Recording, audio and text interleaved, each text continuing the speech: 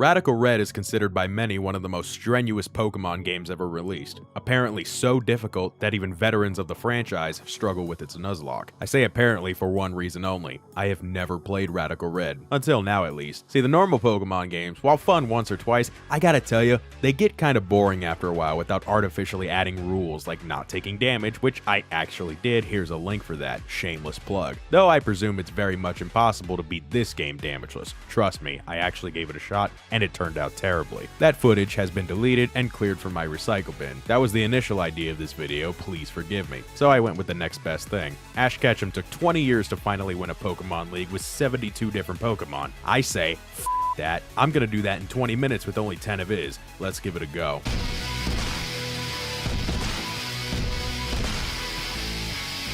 Let me explain what I mean. For starters, this is not a Nuzlocke, because I honestly find those boring and stressful. This is a challenge to see if it's truly possible to beat Radical Red using only the Pokemon Ash Ketchum from the Pokemon anime caught in Kanto. He caught himself 10 different species of Pokemon between Episode 1, I Choose You, and Episode 80, Friends to the End. In order, they are Pikachu, Butterfree, Pidgeot, Bulbasaur, Charizard, Squirtle, Kingler, Primeape, Muck, and his 30 Tauros. 30 Tauros. Good God almighty, Ash, I still hate you for that. He did also catch his Dragonite and Gengar in Kanto technically as well, way later in the series, like 1,000 episodes later, but for the purposes of this video, we will not be including them here. As much as I hate to admit it, I hate my stupid rules. Discipline is honestly shit at times. If I had to rate Ash's Kanto team on a scale of abhorribly abysmal to astronomically awesome, I'd give it a solid assertively average. It ain't like he caught one of the Evolutions or Hitmons or the aforementioned Dragon and Ghost types, but it wasn't like he caught Rattata or Oddish or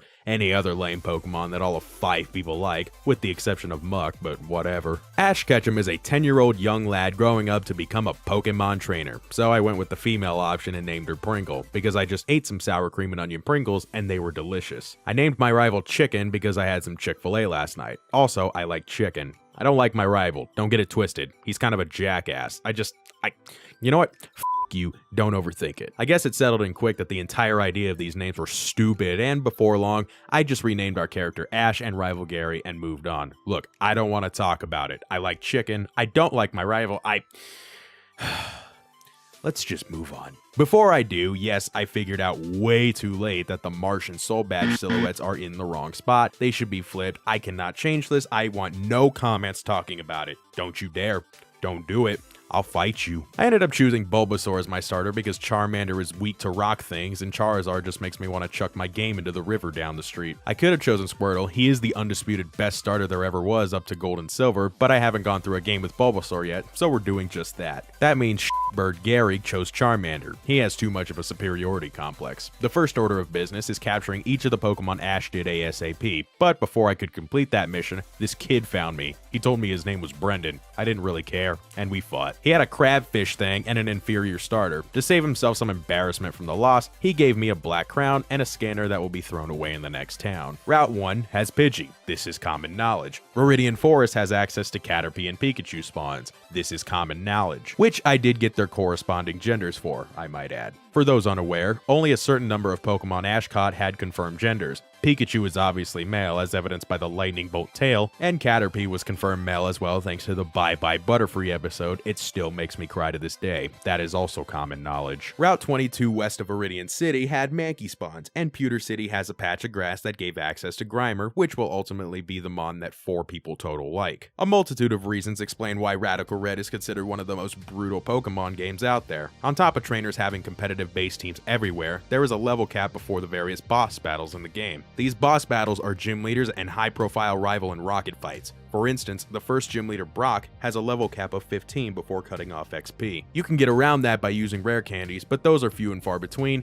and only give 1 level. This entire ROM hack is a mosquito bite, and before the video is done, I'll have to survive going through the metaphorical meat grinder. Before Brock, however, we have to fight Faulkner. I didn't know this was Faulkner at the time and sent out Bulbasaur like an ignoramus moron. He died. I thank God I didn't choose this as a Nuzlocke. Mankey learns Rock Tomb relatively early on, so I pelted Rufflet and the Emolga with Stone bones courtesy of my Mankey. I almost succeeded sweeping, but it didn't happen as Mankey was already weak and a fighting type. Pikachu electrocuted the last being, and the gym was suddenly open. This guy said some stuff. I don't really know what it was as I skimmed right past it, although if you're really interested you can slow the video down and be my guest. I'm sure the 3 people that are interested will. Brock Lesnar sent out Geodude as I sent out Bulbasaur, so I did the smart thing and switched to the flying type. It self-destructed and died. This is why I sent out the flying type. Mankey used his karate chops to do some very heavy damage against Onix, but ultimately failed to bulldoze. He thinks he's smart by sending out Vulpix, a pure fire type, against my Bulbasaur. I show him the Uno reverse card and pelt even more Pokemon with rocks. He really loves his Onix living, as every time I send out Bulbasaur, he switches out. It's like a parent protecting their child, only this parent didn't protect his child. I walk away with a shiny silver Octagon, while Brock lays there in a pile of broken bones and hearts. I could talk about what I did on Route 3, as there is a lot of trainers, but honestly nobody cares about the random trainers you fight throughout the game. And I mean nobody cares about youngster Ben and his idiotic Rattata. They're hardly difficult, and quite frankly, I don't give a damn about any of them. I should also point out that because teams in this game are built like competitive tanks more often than not,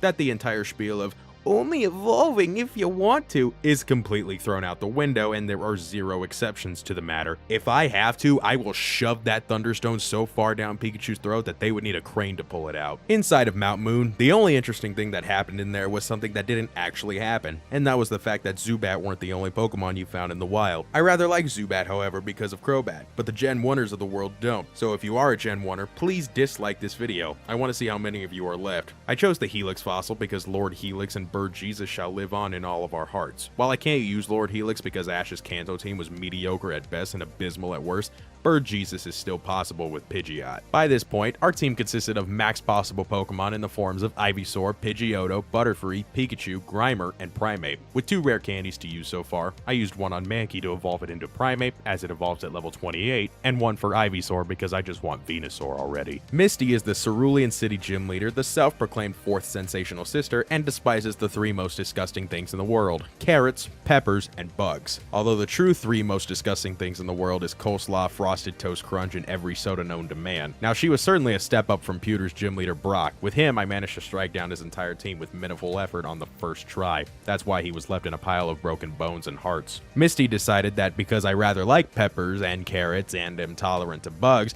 that she would bring doomsday to my entire team many times over. She sent out Frogadier first, so I led the battle with Pikachu as it knows Fake Out. I quickly switched to Ivysaur because Lantern is also an electric type, which Pikachu cannot break through on his own. Because it's faster, I command Mega Drain to garner HP back. Starmie is next, so I send out Pidgeotto to get a little chip of damage off with Quick Attack so I can bring in Pikachu safely. I managed to get both a critical hit and paralysis off of one spark that forces Misty to send in Frogadier, which is easy damage. Because Pikachu was 2 levels higher, it went first and got the knockout with Electro Ball. Floatzel was next, so I threw Pikachu to the wolves to send in Ivysaur to hit with a Mega Drain. It ends up using Flip Turn, rotating out, and sending Starmie in, which ends up knocking it out anyway. From there, it's one last quick knockout with Mega Drain, thereby keeping 4 of our own Pokemon alive at the end of the battle. I made sure to leave Misty in a pile of random bug Pokemon while I admired the shiny blue Dewdrop. Holy sh**, that battle sucked. I probably went through 40 different renditions of various moves and Pokemon thrown out to get that perfect combo. It took an hour, let's just put it like that. Oh, and that battle with dipshit Gary by Nugget Bridge, I don't even want to talk about it. Actually, he probably doesn't want to talk about it. I'll admit it, I tried fighting Bugsy, and then he sent out Caesar, and then everything died, so I left and never came back. I don't want to talk about it. The SSN was just bustling with trainers in practically every single room there was, so I went in each and every single room with overleveled Pokemon, beat the opponents up almost to death, and stole their lunch money because I need to buy stuff from the Pokemart. Overall, I walked away with like 25 grand. It was sick. What wasn't sick, although this could be interpreted as very sick mind you, was this guy heaving into a garbage can. I rubbed his back because I felt bad, and he gave me HM Cut as a reward. If rubbing people's backs is all I need to do to get rewarded handsomely, then maybe I should switch careers. Before the Vermilion Gym, I ended up teaching Primeape the move Bad Tantrum, which is fitting considering practically every Pokédex entry talks about how it's always raging, furious, and tenacious. And apparently Primeape is never ever forgiving of its opponents. Bad Tantrum fits. Vermilion City Gym, Lieutenant Serge the gym leader. I had way more trouble with this gym than Misty somehow. I blame it on the Mega and the Hawaiian Raichu personally. Alolan Raichu's nasty plot Psyshock combination was devastating against every member of my team, and the Mega Manectric just did damage, raw pure damage. The Lieutenant Surge of Fire Red and Leaf Green is the Golden Retriever here, while the Lieutenant Surge of Radical Red is the Werewolf. Come to think of it, take away Surge and just leave the games, that's what this feels like. Here's what I did to beat him. Surge sends out Pincurchin first, so I throw Venusaur out for obvious reasons. I Mega Drain twice, but it switched to Speedy Fast Boy Bolton, so I drained its HP a bit, and then used Petal Dance to take it out. Raichu was sent next, and Primeape's never ever forgiveness move of Bad Tantrum comes in handy as it one-hit KO'd the Raichu. For some reason, he sent out Vikavolt. For some reason, I used Bad Tantrum. I don't want to talk about it. Luckily, it Volt switched into Pincurchin once again before it died to the Ground-type move. He sends Vikavolt out again, so I switch out for Grimer, but it used Volt Switch again, this time into Manectric. Luckily for me, I used Poison Fang and managed to get the poison off by sheer luck alone. Realizing this, I sacrificed Grimer to bring in Raichu to use Fake Out to dwindle the remaining HP down. Raichu survived the Flame Burst, and Manectric now lays in his tomb. The rest was relatively simple after that, and I managed to snag my third badge. Lieutenant Surge can jump off a cliff for all I care at this point. If he does so, he'll lay in a pile of broken bones, which I would be very happy about. Celadon City was less than 5 minutes away, so I bounced on over to the department store to spend some of my hard-earned cash. I'm a multi-thousandaire now, and it's burning a hole in my pocket. Other than the usual supplies like the 23 ice heals I got, which will absolutely come in handy at some point, you watch, I taught Raichu play rough courtesy of this guy, who also made this joke. Kinda like your mom in bed. Go read a dad joke book, my guy. At least people won't cringe so much after that. The Celadon gym was probably the easiest gym in the entire game, mostly for the fact that Ash's Pokemon for some reason just really despise grass types. Even excluding Charizard because I can't capture one yet and I'm dreading the day I do so, I have 4 Pokemon currently that are super effective against grass types. What the f***, Ash? Where is the team variety and diversity? I have to bend over backwards just to make this team of yours work for my challenge. Seriously, you do not want to see my playtime overall for this game. It's not a good number. It's not a quick number. I digress. Anyway, on to the gym itself. I send out Venusaur against Erica's Rillaboom. I switch out immediately for Primeape because I know it uses U-turn. Sudowoodo comes in, and I use Karate Chop twice, managing a critical hit on the second use. Meganium is next, and old reliable Venusaur here manages the Oko. That's one-hit knockout with Sludge Bomb. Same thing with Superior, minus the Oko. Mega Venusaur was next, so I switch out for Pidgeot to garner flying damage with Fly, before sending out Butterfree to finish the job. Rillaboom was last, and my Air Slash finished it in 2 hits, winning the gym battle and the Rainbow Badge. Somebody explained to me why the hell she uses Sudowoodo and not another starter. I mean, 4 fully evolved grass starter Pokemon and then fake tree Sudowoodo? We couldn't have had Sceptile, Decidueye, or even Chestnut. Like, come on. Nope, the fake tree, that's a rock type because the ROM developer hates people and Sceptile. Well, newsflash, Radical Red ROM dev, I hate you too. After the gym battle, I managed to find the Game Corner reward store that just completely skips the idea of gambling entirely and offers way better Pokemon than Fire Red ever did. I mean, look at this list. Larvitar, Rotom, Dino, Dreepy? On top of that, you can just buy the shiny form for double the price. Never mind the fact that hidden abilities are free if you want them. I'm tempted to just quit this challenge, go grind up money somewhere, and take 6 shiny Dragapults with me because why not? They're offering. I had to refuse, but I did get some TMs on the other side, including Ice Beam, Thunderbolt, and Flamethrower, each of which will be helpful throughout this run, and I will be back once I have more money. After that was the Rocket Hideout, right underneath where all the best things to purchase in the game are. It was about what you expected, grunts everywhere, each of which had some decently leveled Pokemon that powered up my own, but nothing overall terribly difficult. That was until Giovanni. I shouldn't be modest though, he wasn't bad whatsoever, but it did take a couple of tries. He starts with Nidoking and I start with Venusaur and Giga Drain till it dies. Honchkrow is a funny Pokemon, so I fake out and discharge with Raichu, but he switches to Infernape with the discharge attack, which manages to paralyze. RNG, ladies and gentlemen. I extreme speed the Mega Kangaskhan, but it used fake out to out-prioritize me. I'm still a little salty about that. I send out Mug to attempt poison, which I did with Poison Fang. Mug died, so I sent out Pidgeot to play the waiting game with Fly and Roost to let the poison do its thing. I switch out to Venusaur when Rotom came in to Giga Drain twice. Honchkrow was fast and managed to knock out half of my team before I sent in Pidgeot to use Fly twice to finally knock it out. That was our first rocket boss completed. Giovanni, you're an ass.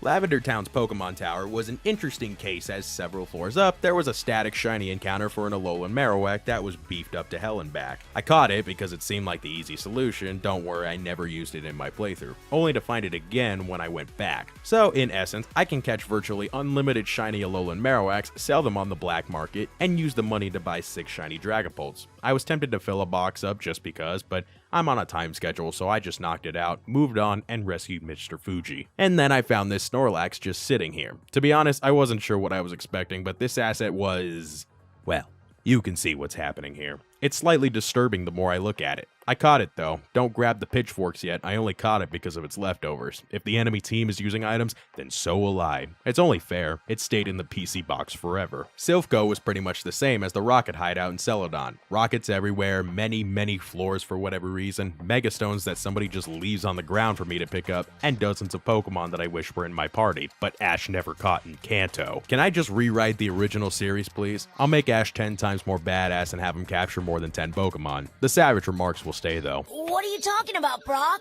I don't see any beautiful girl. Just turn around. Misty, please, only one of us can hallucinate at a time.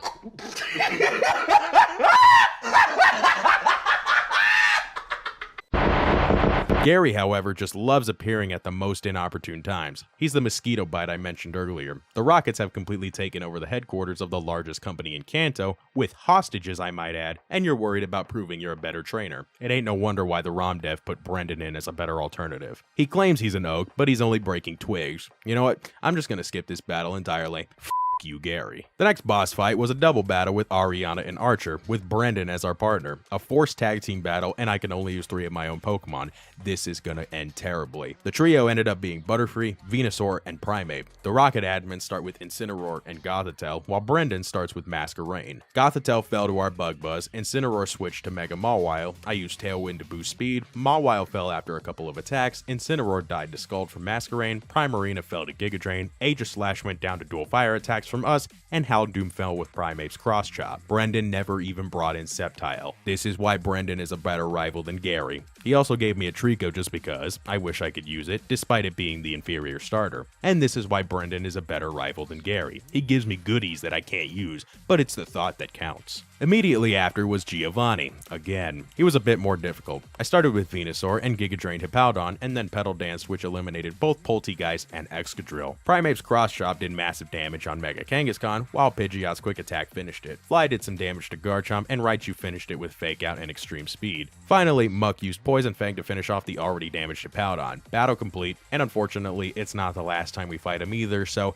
I'll leave the choice words for him later. I beat this guy. His name is Chuck, which rhymes with the words buck, stuck, truck, and muck. He then gave some TM that I went too fast through the dialogue to read, a black belt, and one of his Breejects that he had when he was going for his perfect IV competitive Pokemon. It wasn't shiny either, so to me it was useless, and even if it was shiny, it would still be useless. Read the title of this video if you wonder why. Sabrina's gym was next. I always get confused in here, and all of you do as well. So Sabrina's challenge. It's a double battle. I hate double battles, but this is how I won. But before I get into that, no, this video is not sponsored. I know the verbiage people use when delivering sponsors. I just have to say that Expanding Force has given me nightmares since this recording. That is all. Muck and Butterfree are my first two. I gunk shot Hatterene and Bug Buzz and DD twice while using Giga Drain on the Crawdon, and then Muck dies. Butterfree dies as well. I discharge with Raichu, and Pidgeot flies while Raichu dies. Primeape's Cross Chop knocks the Porygon 2 while Pidgeot dies. Venusaur Megas, Primeape dies, and I Giga Drain Conkeldurr until it dies.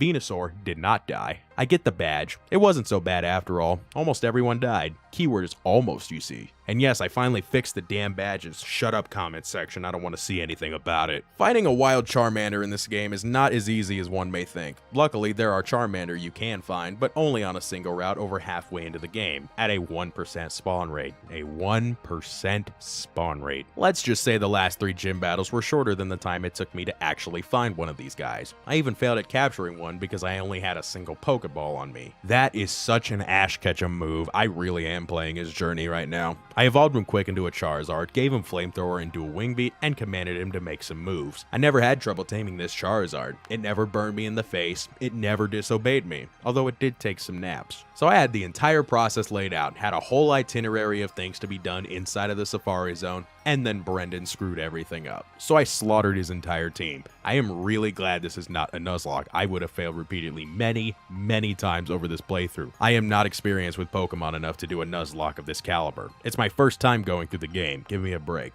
Also, don't ask why I didn't Mega Evolve Venusaur here. I have no idea what I was thinking. I say that to myself more times than I care to admit. While in the Safari Zone, I took care of a couple of things, including grabbing the various items around. That includes the HM for Surf and all of the Mega Stones, and capturing Tauros in the process because Ash has a Tauros. I also caught another one, and another one, and another one. I think you know where I'm going with this. In the episode that got banned for Western audiences because the warden pulled a gun on a child, this is a show made for all ages, I might add, Ash somehow manages to capture 30 Tauros. 30 f***ing Tauros.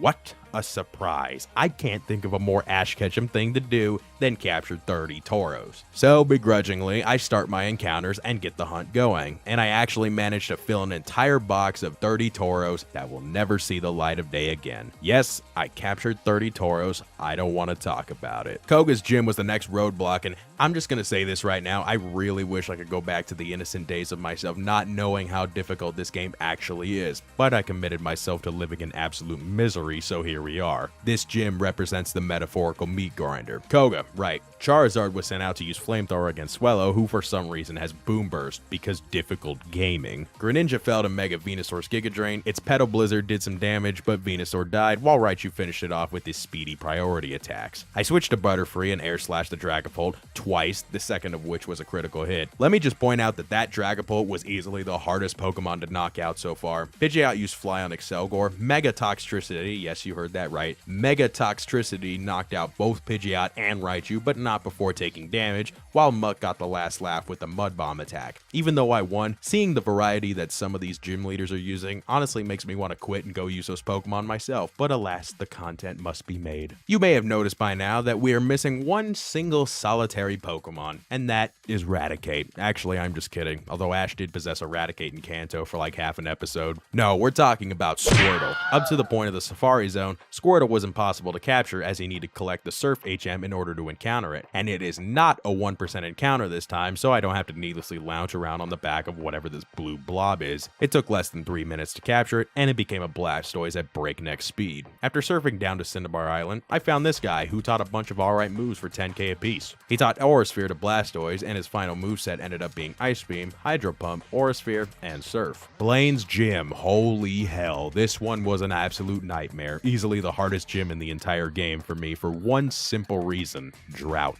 I wasn't kidding when I said these teams were built for competitive. Drought effectively nullifies super effective damage from water attacks while powering up fire type moves. I ended up winning, but it was not easy, and I need to discuss exactly what I did to win. Drought is a limited time ability that lasts 5 turns after activation. Blaine's Pokemon are stronger while mine are weaker. The focal point around this battle was Protect. Blaine doesn't have any move on his team that breaks through Protect, so I used that as much as possible while it's in the air. Here was the winning strategy. Blastoise used Hydro Pump on the Torkoal while it set up Stealth Rocks. We both switch, and I use Protect to waste a turn of Drought before using Sludge Bomb to knock out Sunflora. Venusaur dies to Cinderace, so I switch to Kingler and Protect with him as well, and I managed to use it twice while it used High Jump Kick, dealing damage to itself. Kingler Crab Hammered to knock out Cinderace, Blastoise used Hydro Pump and Aura Sphere to knock out Typhlosion. Blaine sent back out Torkoal, activating Drought once again, but one more Hydro Pump took it out. I used Protect again to waste a turn before it falls. 2 gunk shots from Muck retired the Venusaur, Mega Charizard Y finished off Muck, Raichu was sent in, used Fake Out and Discharge, and managing a lucky Paralyze, which was desperately needed.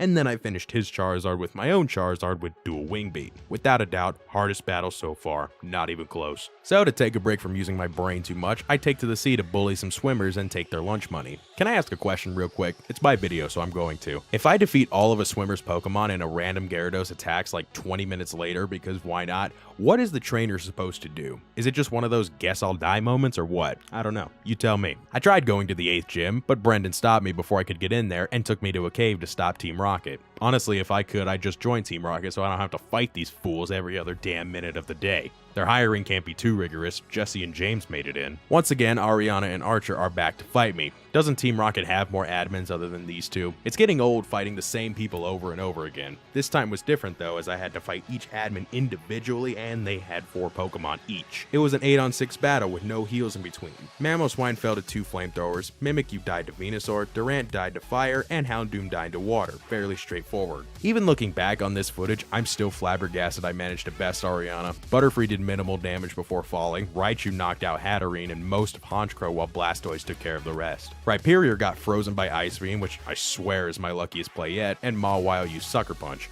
I wasn't sure what ran through my head, but something told me to use Protect to try and exhaust his Sucker Punches since he only has 5. It worked. No idea how, and I won the battle. After healing, I found one of someone's balls that presumably fell out of their pants and went to battle with Giovanni, who just caught Mewtwo in a Master Ball. The guy's a nut job. Once again, it's another double battle, this time with Lance. The Pokemon that were in this battle were absolutely stifling and made me wonder what is the point of life if I can't go around and capture some of the Pokemon that these guys did. Tapu Lele, Celesteela, Tyranitar, Mega Mewtwo. While Lance over there has a Dragapult of his own, I suddenly hate his guts, and a f***ing Dialga.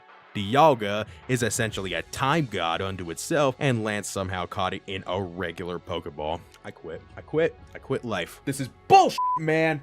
This channel. The winning trio ended up being Muck, Charizard, and Blastoise. Dragapult put up a light screen while Muck's Gunk Shot poisoned Tapu Lele. Reflect went up as well, and I Gunk Shot Scrafty because it makes too much sense otherwise. I even landed a critical hit. Time God used Dragon Pulse on Scrafty. It died for obvious reasons. I tried using Giga Drain on Scrafty, but no dice. Muck died because of the Nightmare Fuel known as Expanding Force. It's Sabrina's gym all over again. Charizard's Flamethrower did massive damage to the giant steel building, while Dialga willingly fell to make things harder for me, and Charizard died. I used Protect against the Expanding Force, Mega Mewtwo died, I used Hydro Pump against Excadrill, Salamence kept healing, I kept attacking because I'm the useful one. Giovanni is completely insane as he ordered his Tyranitar to knock out his own partner with Earthquake. That's fine for me because while Lance was worried about keeping his Salamence off of life support, I was busy being the useful one with mediocre Pokemon dealing the massive damage. T-Tar fell, I robbed Giovanni of a lot of money, Mewtwo broke out of his Master Ball, and I went to challenge the 8th gym because I'm sick of putting off challenging the Elite Four. Of course, it's never as simple as just winning the battle on your first try. This is not a mainline Pokemon game. This is not Fire Red, this is Radical Red. So I blew off some steam by slaughtering a couple of Golduck because I'm angry that Lance had a Dragapult and went to challenge Claire, who apparently took Giovanni's spot as gym leader. The first battle was Blastoise versus Aerodactyl. I Mega Evolved and used Ice Beam to deal massive damage. It survived, and then it died. Call an ambulance, but not for me. Dracovish fell to 2 Aura Spheres,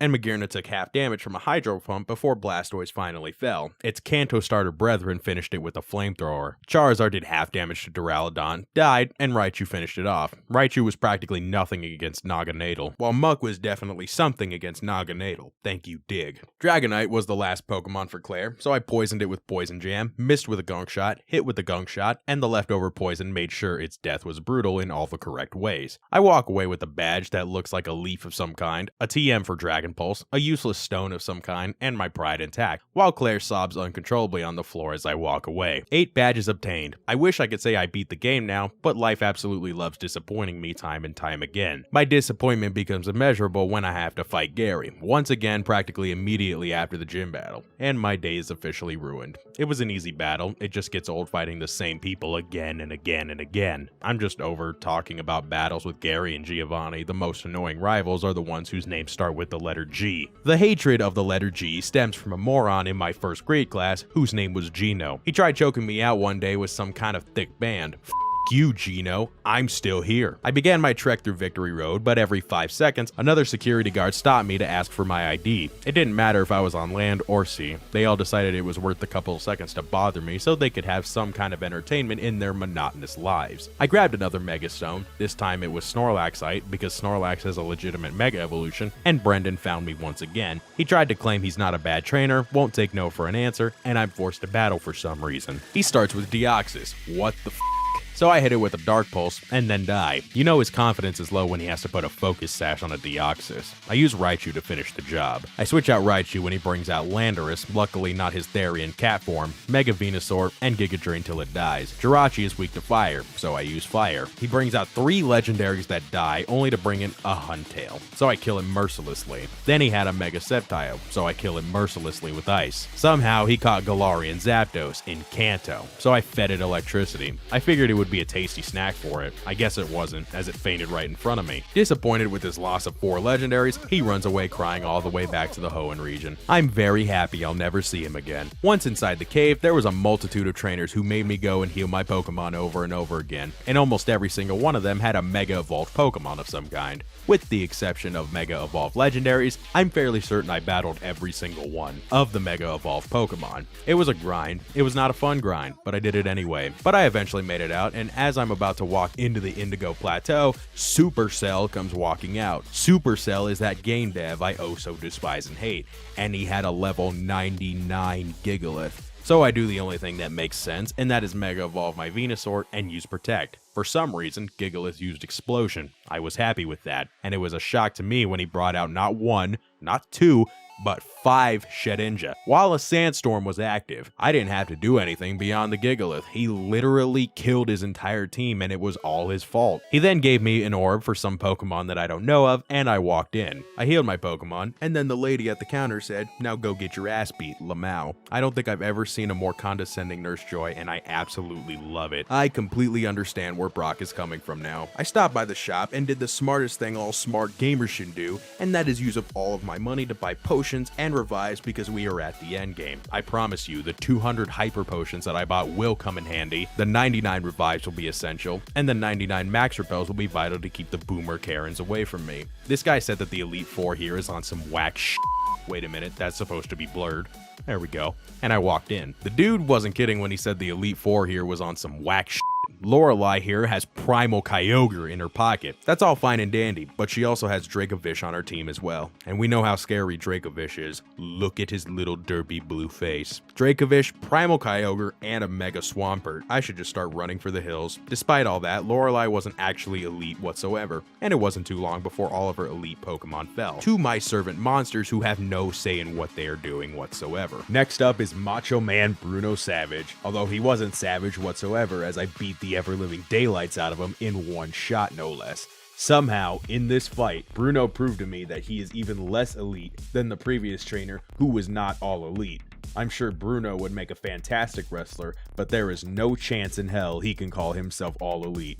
No chance in hell. He's got no chance. The next member, Agatha, was a bitch to fight. She has a Dragapult, which means I automatically hate her, but she also has a Marshadow, a Spectrier, a Silvally, a Grimmsnarl, a Hydreigon, a Zoroark, a Gengar that Megas, and that Sword and Shield Pokemon that should have come out in Sword and Shield. You may have noticed that I said 9 different Pokemon, and that's because it's true. By my count, it's random, but sometimes she replaces certain members of her party with different Pokemon entirely and will even start the battle with either Gengar, Grimmsnarl, or Zoroark. You can tell which is which by that level. Zoroark is 83, Gengar is 84. That was a mind f***. I spent over an hour trying to take this team down, and for a moment I thought I could not beat this team. But I'm stubborn, I probably get that from some family member from hundreds of years ago, and I persisted. It sucked. I did this battle so much that I got it down to a science. All I needed was a bit of RNG, and it would work. I sent out Muck first to do poison things and gunk shot the Grimmsnarl. Then I switched to Raichu, fake out, and roughly play with the Hydreigon until it dies. I discharge, switch to Dark Pulse, switch to Giga Drain, and Ghost Rider falls to a critical hit.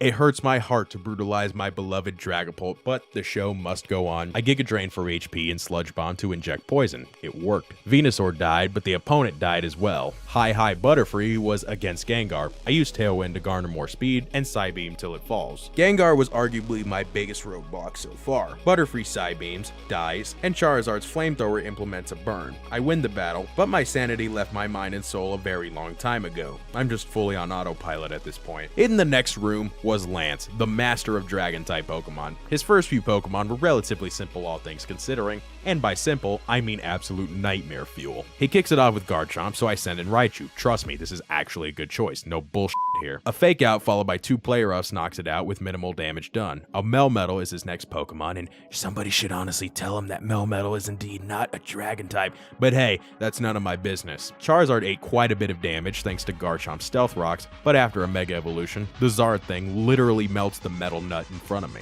A Dragon Pulse Ice Beam combo from Mega Charizard and Blastoise respectively deals with Dragonite. Ice Beam and Sludge Bomb, this time the poison coming from the Venusaur knocks out Dracozolt, and then comes the ultimate Pokemon, Primal Dialga. What the f***, Lance? This is seriously some whack shit. And I try to take it out in futile efforts. I do it again and again and again for the better part of another hour. But no matter what I do with this team, nothing whatsoever is able to get past this Primal Dialga. That's not even including the fact that after that, there's still another Pokemon that's rarer to go. It's his Mega Salamence. I give it another hour like I did with Agatha, but nothing seemed to work. No Pokemon combination, no held items, no anything. I lost hope and I officially submitted to Lance. With the lack of team building and the ability to capture more Vash's Pokemon, it was a brutal challenge indeed. I got past 8 gym leaders and 2 Elite Four members, but the foreshadowing in the battle with Giovanni earlier says enough in retrospect, and I did not beat Radical Red as Ash Ketchum. If you enjoyed this video or learned something, consider leaving it a like. Or if you didn't enjoy it or didn't learn anything, or just a Gen 1er, leave it a dislike. And if you haven't already, and you like what you see on the channel, go ahead and hit that subscribe button. I would greatly appreciate it. It's free, and you can always change your mind if you want. Your name could be included here as well by going over to my Patreon page at patreon.com/Deelwheels and giving whatever you feel like. Have a good one. Peace out.